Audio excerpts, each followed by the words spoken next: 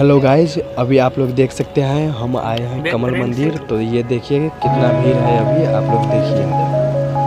ये कमल और मंदिर ये रहा कमल मंदिर जो कि दिल्ली में है। आप लोग देख सकते हैं, देखिए कितना भीड़ है। इस चैनल को आप लोग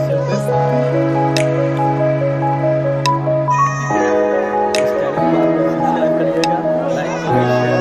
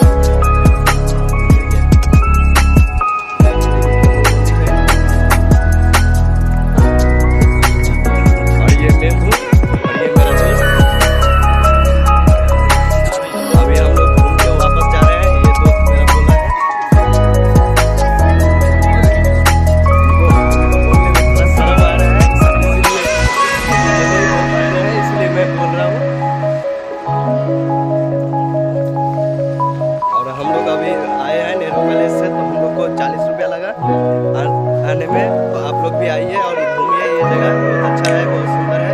ये देखिए बैकग्राउंड खिंचाने के लिए देख सकते हैं।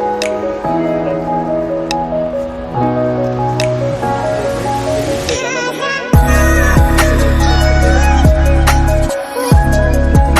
मेरा दोस्त हंस रहा है, मैं बोल रहा हूँ। ये देखिए इनका नाम पवन है, फोन इसी का है।